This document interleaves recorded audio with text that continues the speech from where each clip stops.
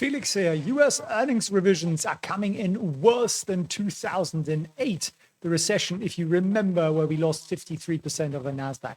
We're only down about 36% so far. And I want to show you not just the doom and gloom here, but I want to show you how you can actually make money out of this. And I'm going to show you exactly how I made money out of this today. And I'm about, after this video, to do some more trades as well.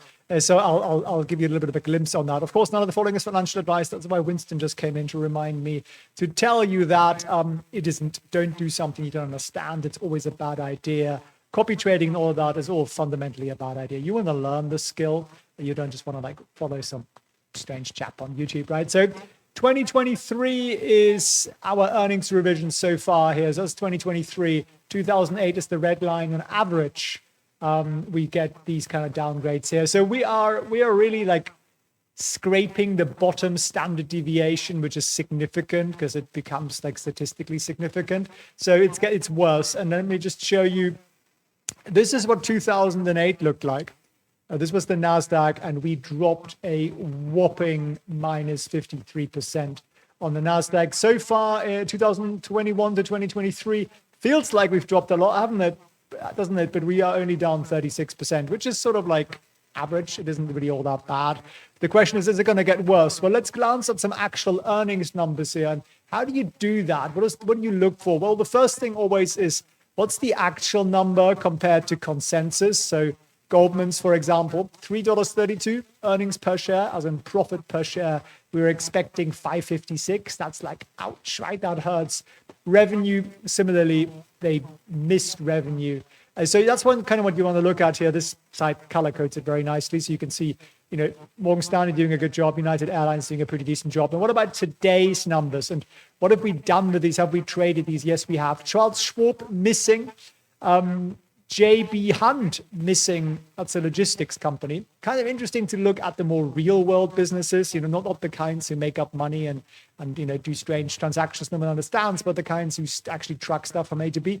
Gives you a pretty good indication of what's going on in the real world. PLD beating, and yeah, those are kind of the big ones today. We did some trades on these. Alcoa, actually, that was a big one too.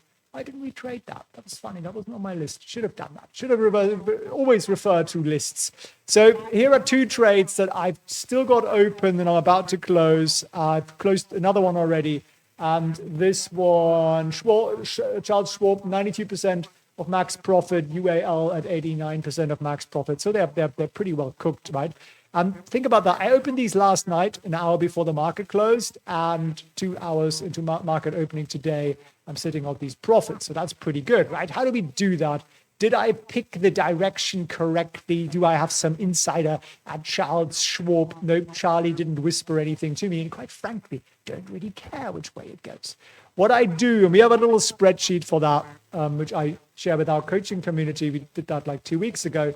And we walked through this setup. So, you know, we started trading. Let me zoom in a little bit here. This was yesterday's price. This was the price yesterday, right there. And I thought, okay, well, the prediction was for Charles Schwab on average, it moves up or down 6%. So the prediction was basically that, plus minus 6%. And what do I mean by prediction? Well, the options market actually tells me that.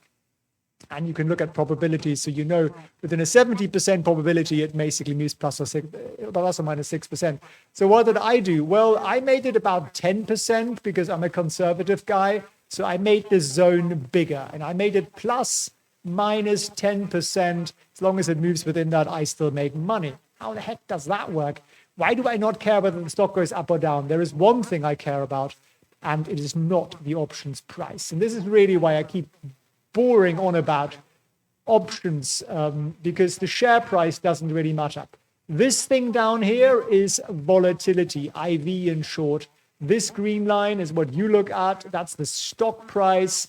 I don't care that much about the stock price, because what happens typically after earnings is my IV goes up into earnings and then it comes down very rapidly after earnings. Why?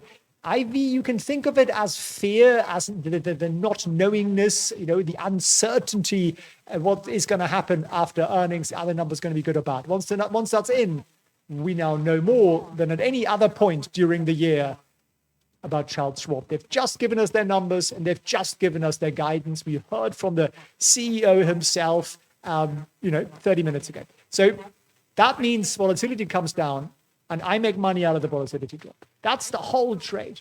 It's this down here. That's what I care about. Don't really care much about the thing up here. And that's the beauty of it. And here is another one, UAL, same story. UAL was trading yesterday, around here, and we set it up, which was like $51, and my break even was $55 up here. So at up to $55, I make money. So the stock can go up, what's that? Basically plus $4, which is, 8-9% or something, or it can go down to never ever land, like zero. Literally between $0 and $55 I make money on this trade. And again, very much the same story. Don't really care that much about the stock price. It's done all sorts of exciting things this morning. It went up, it went down, it went sideways, it went down again, it's going up again. Couldn't really care less. All I really care about is down here. My IV, my volatility, my fear came down and it stays down. And that's the beauty of this. This is where we make the money. And this is the thing that you are lacking if you are not understanding how options really, really impact the market. If you want to understand how that works, seriously, go to felixfriends.org/FB group, have a chat with me. That's all I'd say to you. felixfriends.org/FB group, go over there. Join our group. It's called something like Master Options Group or something like that. And DM me. If you want to know how we do this, how I did it, and also the trades I'm going to set up today and what the structure is there and how we can do that again and again and again. So go to felixfriends.org/FB group. We'll allow you in the group and then just send me a DM, anything. Send me a DM, send me a $sign, an emoji, a dog picture, anything that you like. And I will get back to you. We'll have a chat about exactly how we do that. So not rocket science, no, but it needs a little bit of understanding. And I look at this and I think 2023 might be a disappointing year for me as a long stock investor, because that's what I do with my profits, by the way, right? So I closed out 3 trades profitably today, and we'll do some more. Let me show you the third one. People sometimes don't believe things. So you go in the transaction history down here. Let me just screenshot that for you. Here is one. There we go. Copy. Copy to clipboard. There we go. And this is how brokers display this, which is obviously hideous. But what you can see is that yesterday on the 17th, I set up this trade on PLD, which is another one that reported today. And then today on the 18th, I closed that trade. And, it's a small trade. It's intentionally a small trade. We paid $25 to close it. We received $160 to open it. So we don't actually even need put up any cash to open it. We actually get money up front. So we made $140, $135 profit on this. But we do it again and again and again. We do it every day. We're getting warmed up for earnings season. It adds up very, very nicely, at least in my book. So check it out. Literally, just go to felixfriends.org/FB. I'll put the link down below in the description. Make it the first link if you're interested in learning more about that. And even if you're thinking, look, I never want to be a trader. It's just not the way I'm wired. I want to be a long-term investor. Understanding, or rather not understanding, what actually moves the markets, which is so much the market makers, the dealers, and they trade options because it's just more profitable. It's less risky, and it really is what drives the market fundamentally. So check it out. Thanks very much for watching, and appreciate you tuning in.